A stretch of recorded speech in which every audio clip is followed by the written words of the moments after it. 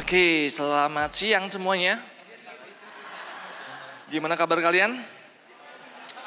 Asik ya lompatnya tadi, aduh luar biasa.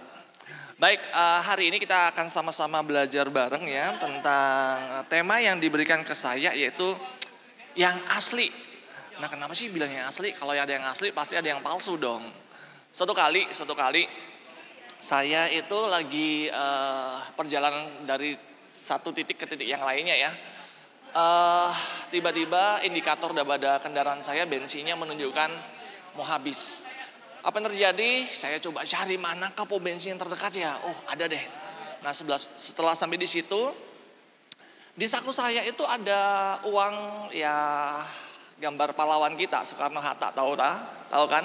Berapaan tuh? Saya ambil dan saya yakin bahwa itu uang yang bisa ditukarkan dengan sesuatu yang saya butuhkan.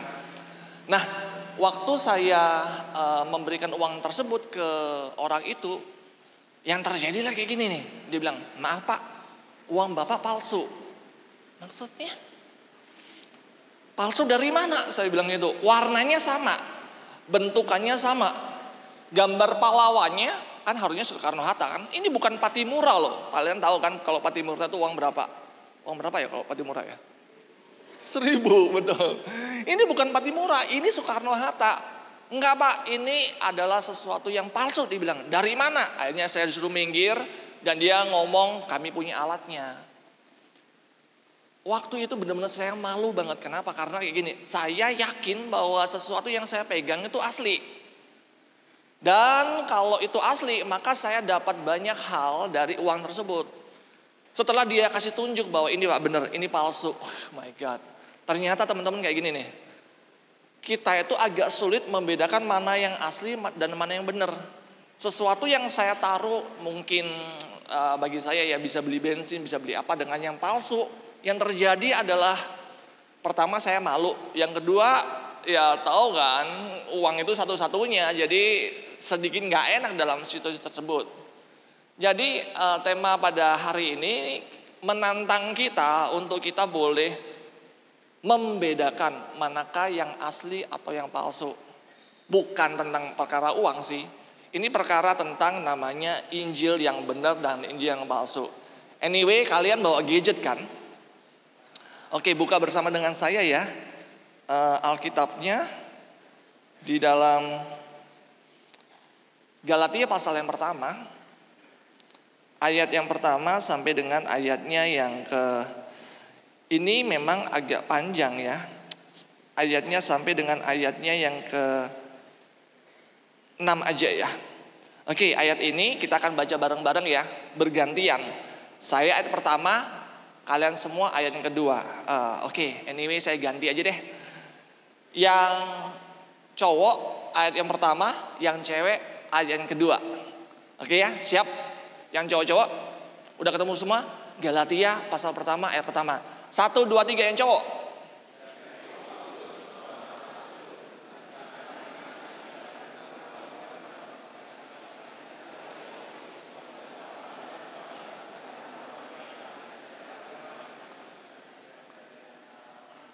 Yes, ayat 2.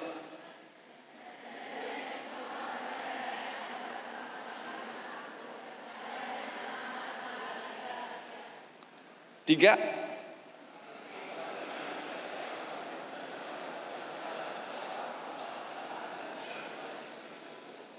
4.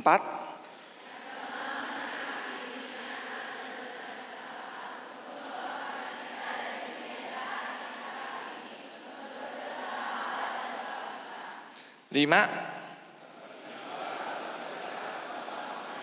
Amin. 6.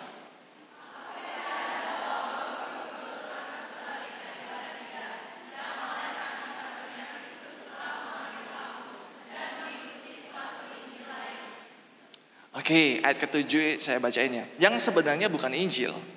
Hanya ada orang yang mengacaukan kamu dan yang bermaksud untuk memutarbalikkan Injil Kristus. Anyway, sedikit pelajaran dikit ya. Ini adalah surat yang paling keras yang ditulis oleh seseorang yang bernama Paulus. Paulus itu memberikan surat ini karena kenapa? Karena orang-orang Galatia itu mereka tuh berpaling dari satu Injil kepada Injil yang lainnya. Anyway, Injil adalah gospel. Gospel itu merupakan kabar baik. Yang mana Paulus tuh ngomong seperti ini nih. Kita itu diselamatkan oleh karena Kristus mati buat setiap daripada kita. Mati untuk setiap dosa kita. Tetapi pada waktu itu muncullah, Paulus ngomong seperti ini. Kalaupun ada orang, kalaupun ada malaikat yang datang dan mengajarkan sesuatu yang lain, terkutuklah dia. Kenapa? Karena kayak gini nih. Dia menawarkan kepada jemaat di Galatia sebuah kebenaran yang lain. Tahu nggak kita hidup di era apa ini? Teman-teman ada yang ngomong, sekarang mah eranya Pak Jokowi. Bukan era kayak gituan, bukan. Kita nih hidup di era namanya era postmodern. Dalam era postmodern, maka yang terjadi adalah seperti ini. Kita akan ditawari begitu banyak sekali kebenaran. Anyway, setelah era postmodern itu ada namanya era post-truth. Yuk kita bareng-bareng ngomong tentang post-truth. 1, 2, 3. Post-truth. Post-truth itu apaan? Post-truth itu kayak gini nih. Kita itu akan ditawari begitu banyak sekali kebenaran sehingga kita ini bingung. Manakah yang benar, manakah yang tidak. Karena semuanya memberikan sebuah referensi yang sangat banyak sekali. Contoh, ada berita tentang sesuatu kejadian di negeri sebelah ya, negeri Konoha, sebelah sono. Dan kita bilang, tahu nggak di negeri sebelah sono terjadi seperti ini? Dari mana kamu tahu? Ini? Enggak. Yang sebelah sini ngomong nggak terjadi apa-apa. Sebelah sini ngomong terjadi. Itu sesuatu yang buat kita bingung. Dan tahu nggak? Yang terjadi di jemaat Galatia itu ada seperti ini. Mereka itu sangat bingung. Mengapa? Karena ada orang yang mengajarkan sesuatu kebenaran yang berbeda dari apa yang dia percayai. Satu kali waktu saya lagi asik-asik, tiba-tiba muncullah teman saya bilang, tahu nggak tentang Kristen progresif? Apaan tuh Kristen progresif? Tuh. Teman sebelah sono tuh posting tentang Brian Syawarta. Ada pernah nonton, pernah dengar Mr. Brian? Good. Dia ngajarin sesuatu yang beda. Apaan yang diajarin? Diajarin kayak gini nih. Bahwa semua orang, apapun agamanya, maka dia bilang gini. Moral itu menjadi sebuah patokan utama. Yang penting kita berbuat baik. Maka surga tersedia bagi semuanya. Dengar apa yang disampaikan oleh Paulus. Sekalipun ada malaikat yang datang di hadapan kita. Sekalipun ada seorang pengkhotbah yang datang di hadapan kita. Sekalipun ada seorang penginjil atau kakak yang tampangnya keren, hidupnya asik. Tapi kalau mereka mengajarkan sebuah kebenaran yang berbeda, Paulus ngomong seperti ini. Berhati-hatilah dan itu terkutuklah dia. Yang menjadi pertanyaannya kayak gini, apakah kita bisa membedakan manakah kebenaran yang sejati dan manakah yang tidak?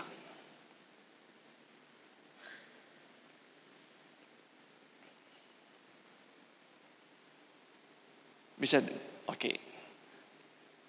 Di sini teman-teman, kita bisa melihat bersama bahwa ada begitu banyak sekali kebenaran-kebenaran yang mana saya menangkap kekacauan yang ada di Galatia itu terjadi dalam kekacauan di generasi ini. Kekacauan dalam bentuk apa? Ini saya dapatkan. Yang pertama kekacauan tentang namanya apa itu dosa. Gak ada namanya sekarang dosa itu adalah sesuatu yang kalau kita lihat di sini ya. Dosa itu berkaitan dengan hukum. Maka yang terjadi adalah kita ditawari untuk kita dapat menciptakan hukum kita sendiri. Sehingga dunia kita ini menghilangkan namanya definisi tentang namanya dosa. Dosa itu pelanggaran. Pelanggaran terhadap siapa? Pelanggaran terhadap Tuhan.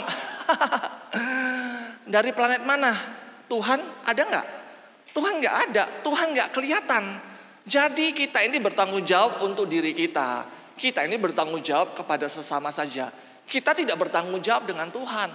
Lihat, kita ini hidup di tengah-tengah kebenaran yang begitu banyak sekali menawarkan bahwa tidak ada dosa. Apa itu dosa? Apa itu neraka? Tidak ada demikian. Maka demikian karena Tuhan itu adalah Tuhan yang kasih. Tuhan itu bukan Tuhan yang menciptakan neraka dan menghukum. Nggak ada kayak gituan. Tuhan tuh nggak kayak gitu. Tuhan orang Kristen nggak kayak gitu. Tuhan orang Kristen adalah Tuhan yang kasih. Sehingga dia merangkul semuanya, maka semuanya itu akan masuk surga, titik.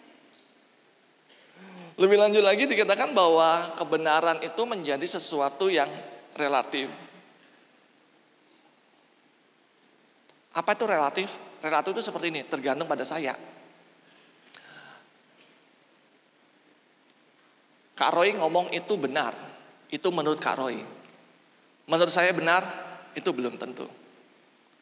Yang menurut saya benar adalah makan dengan tangan kanan, itu benar. Kalau Kak Roy ngajaran makan dengan tangan kiri, itu versinya Kak Roy. Jadi kebenaran itu menjadi suatu relatif. Kita harus mungkin mengasihi Tuhan, setelah kita mengasihi Tuhan, maka kita melayani Tuhan. Siapa yang bilang? Enggak kayak gitu. Ayo dong, komsel dong. Waktu kita komsel, nanti kita dikuatkan. Kenapa kayak gitu? Karena firman Tuhan mengatakan jangan jauhi diri kita dari persoalan-persoalan seperti itu. Mengapa? Karena iman kita kan akan bertumbuh di area situ. Itu mah sudah basi. Enggak kayak gitu. Sekarang mah lebih baik online. Mas sekarang lebih baik hari Minggu kita maksimalkan untuk yang lain lah. Ngapain ke gereja? Ngapain pelayanan? Kenapa? Karena bagi saya lebih asik. Nah coba lihat. Yang terjadi adalah kita memunculkan namanya kebenaran-kebenaran sendiri. Kebenaran menjadi relatif. Kebenaran menjadi sesuatu yang menurut kakak benar, menurut saya belum benar. Kebenaran yang diajarkan orang tua dalam rumah, maka itu kita terima sebagai kebenaran pada waktu kita keluar sana. Teman-teman, jangan gitu dong. Ngapain? Kalau pulang mah suka-sukanya kita. Hidup kan punyanya kita. Ngapain hidup kita mau diatur orang? Mengapa? Karena saya bertanggung jawab pada diri saya. Coba lihat teman-teman. Ini kebenaran menjadi sesuatu yang sangat-sangat relatif. Saya panggil teman saya ya, Andrew ya. Andrew, di manakah dirimu? Oke, siapakah Andrew? Jadi kameranya disorot ke Andrew,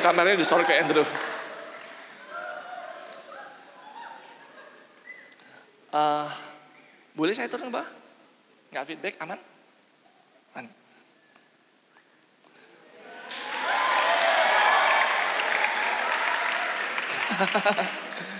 Salaman terus ya, saya Andrew nih ya. Oke, anyway, namanya Andrew. Andrew masih apa? Belum punya pasangannya, masih available, masih available. Ya, dia sekolah di ST Kingdom. Itu aja. Ada kayak yang lain tuh? Sudah cukup ya. Saya minta tolong untuk Kak Kevin, boleh temenin saya. Nah, ini asik nih. Oke, saya butuh bantuan daripada sayap kiri dan sayap kanan ya. Oke, kalian tolong nanti buat voice noise yang benar-benar disrupt dia, yang benar ganggu dia. Nanti aku taruh sebuah objek sebelah situ. Nah, dia akan ditutup matanya sebelah sana. Kalau dia mau melangkah ke arah objek itu, kalian kasih arahan yang salah. Ke situ ya. Mundur. Nggak boleh denger dong. Oke, kalian boleh berdiri, kalian boleh duduk. Yang penting voice kalian.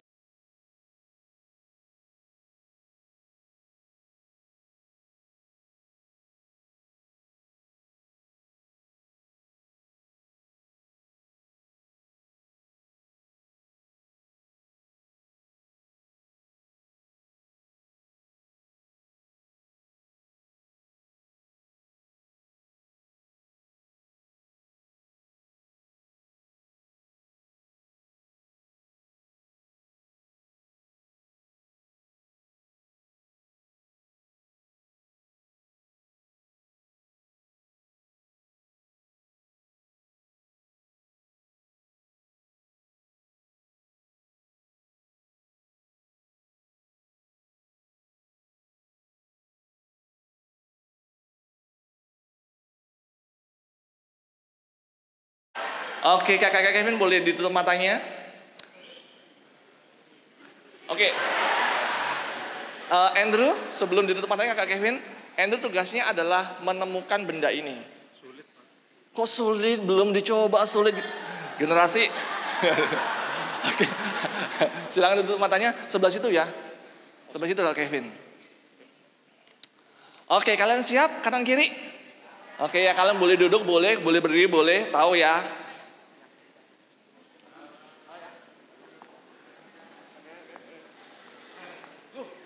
Loh, ini seperti Patimura nih. Pahlawan 1000 perak. Udah kelihatan nggak? Kelihatan nggak? Kelihatan. Kelihatan. Bro. Ntar ini matanya nih harus tutup dengan. Kita nggak tutup hidungnya kok, tenang aja. Udah beneran? Taruh di ujung, Kev. Lihat nggak? Diputar-putarin Kevin, beri anak Kak Kevin, makasih. Bro, temukan botol ini dulu ya.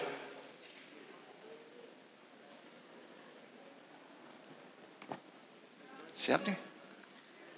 Hah? Taruh di sebelah sana. Siap ya? Kalian sudah siap ya? Oke ya. Andrew akan di-guide oleh suara-suara dari teman-teman Andrew. Oke, dengarkan suara mereka ya. Oke, temukan botol itu Andrew ya. Oke, waktu kamu 4 jam dari sekarang. 4 jam ya? 4 jam, oke. Oke, 1, 2, 3.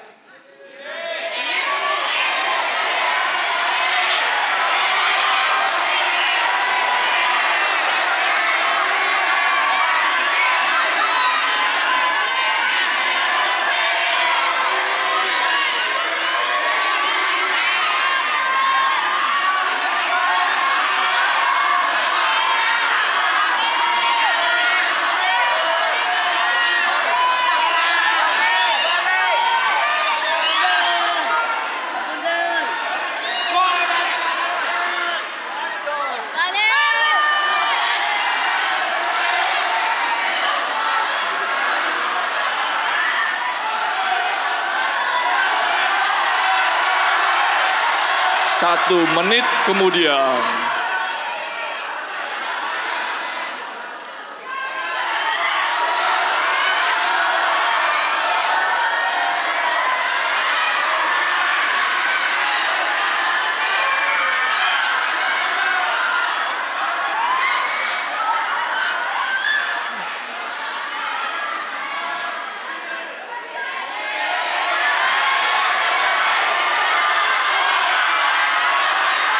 Naik.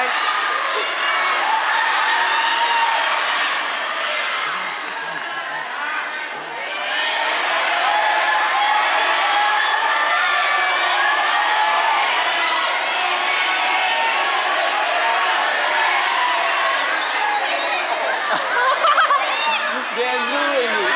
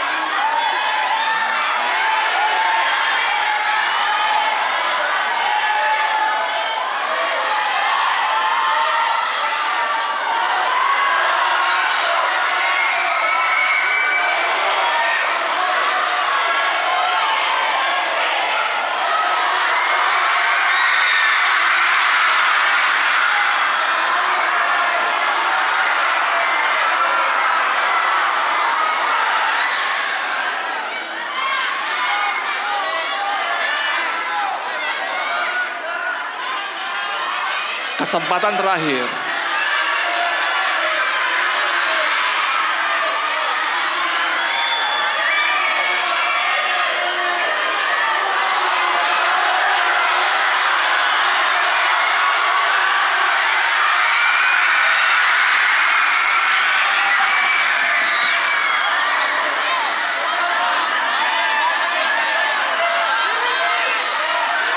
Lima puluh 53 detik.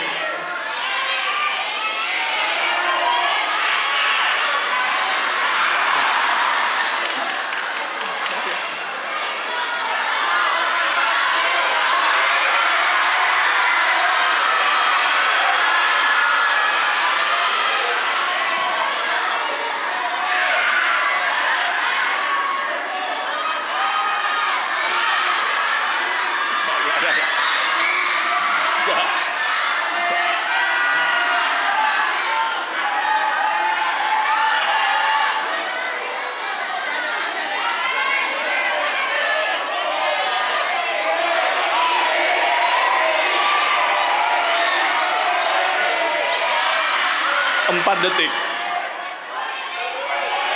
Kosong. Oke, terima kasih semuanya. Luar biasa, kalian luar biasa. Itu kakak Andrew. Gak lihat, Pak. Gak lihat. Ayo ke atas dulu.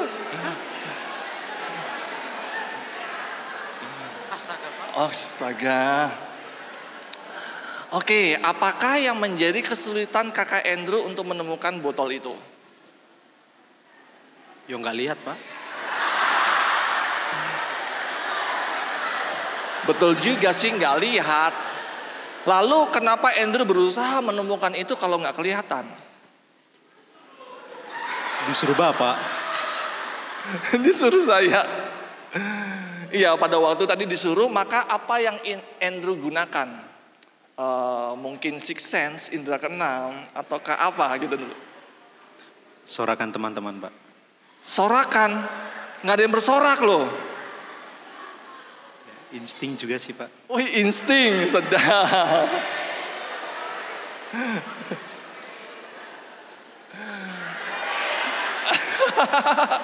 Mau tetap di sini atau turun? Turun, oke, thank you Andrew. Tepuk tangannya buat kakak Andrew ya.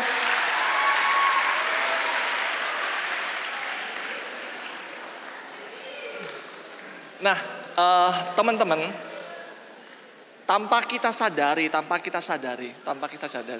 bahwa seolah-olah kita itu mata kita tertutup, seperti dari kakak Andrew ya. Dan kita itu berjalan sesuai dengan apa yang saya anggap itu benar. It's okay ya, saya jalan ya.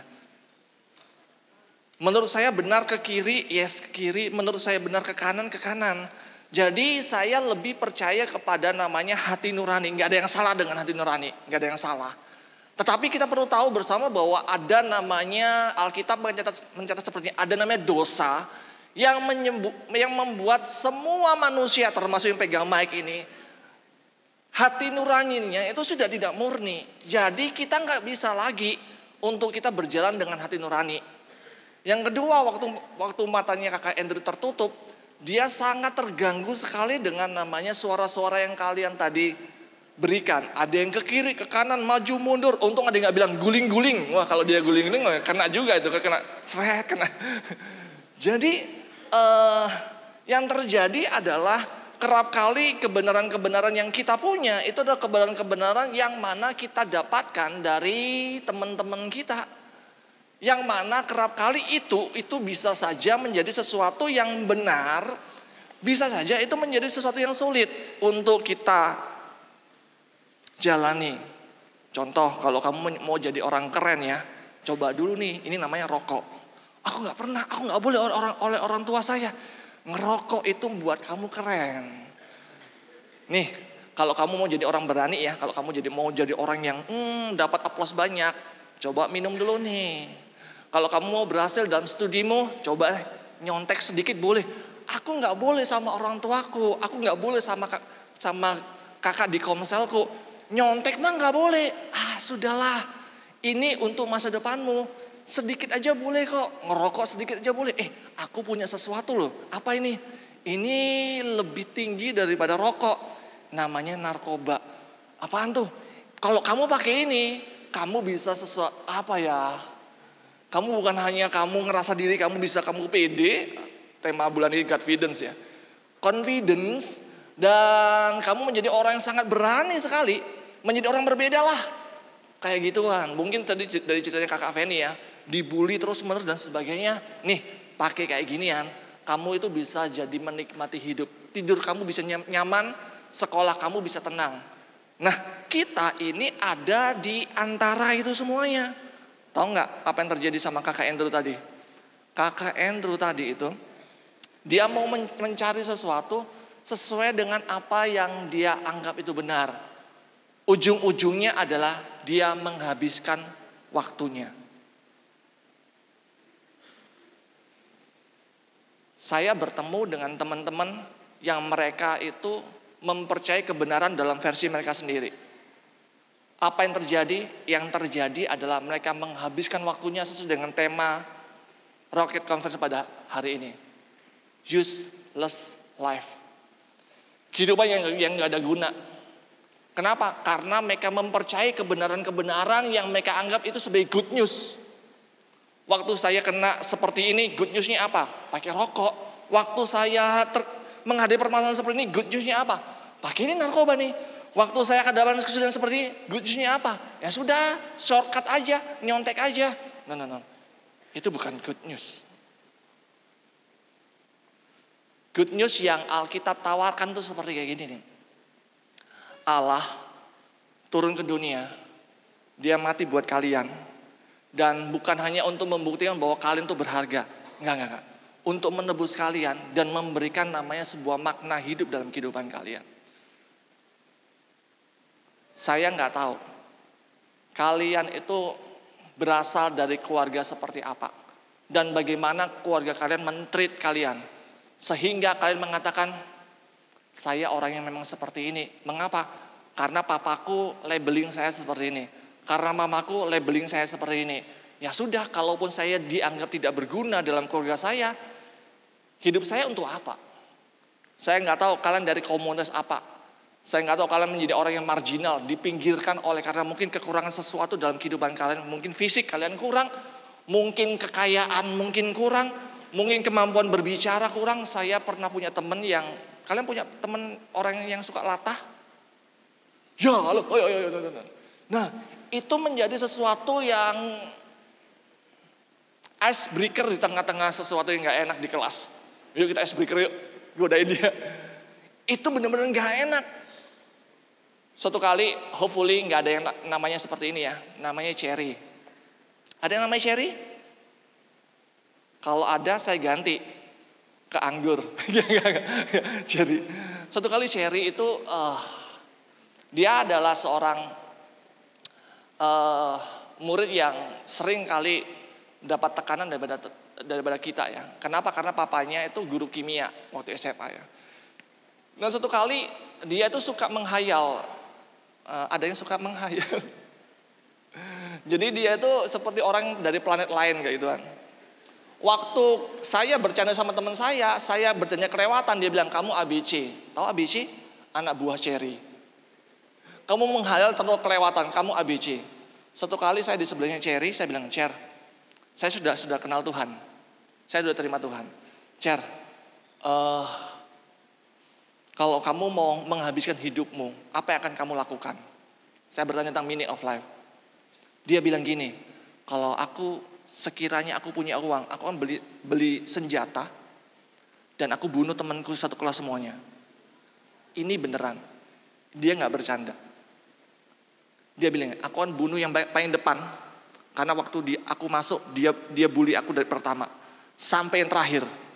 Saya bilang ini, kamu bunuh aku juga, Cer? Enggak. Kamu nggak pernah bully aku. Aku akan bunuh semuanya. Matanya tajam, matanya nggak bercanda.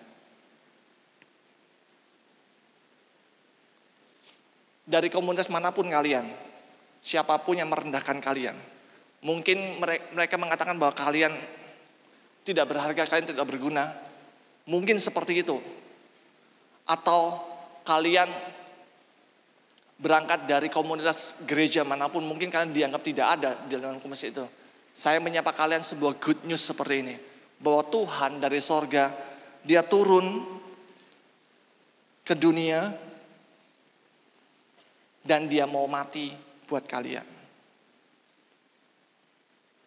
Menandakan seperti ini, apapun kesimpulan orang lain tentang kalian, apapun kebenaran orang lain tentang hidup kalian, maka dengarlah kebenaran ini.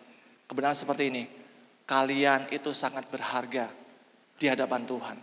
Dan Allah menebus kalian supaya seperti ini, kehidupan kalian ada kehidupan yang bermakna. Saya mau pakai sisa menit ini untuk saya mau berdoa buat kalian. Yuk kita bagi berdiri sama-sama.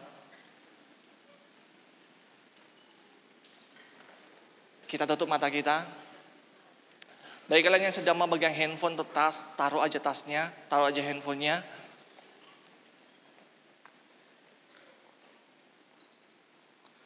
Tema untuk Rocket Conference pada pagi hari ini adalah tentang namanya From Useless to Useful.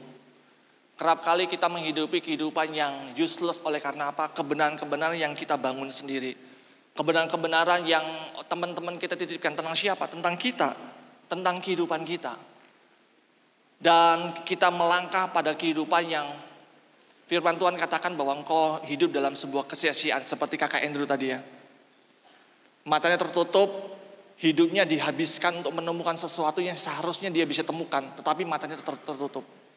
Saya berdoa pada pagi hari ini, supaya generasi ini dapat terbuka matanya oleh karena Injil yang telah kita dengar. Mari kita tutup mata. Aku menantang siapapun engkau, dari manapun engkau berasal, dari keluarga yang hancur sekalipun.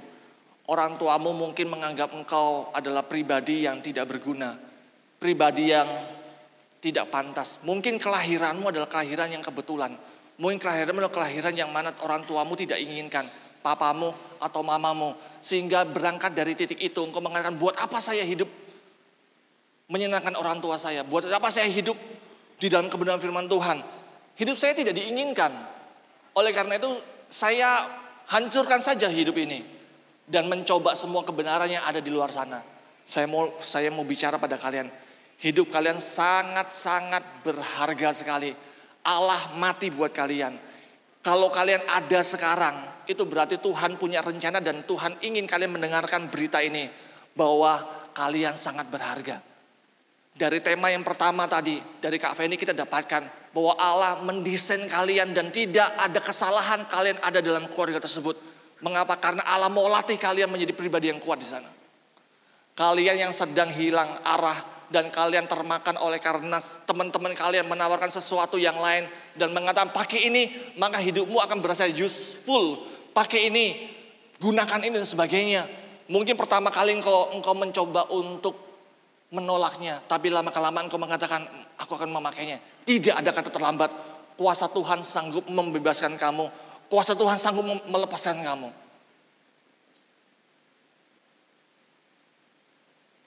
Datangilah tata kasih karunia-Nya.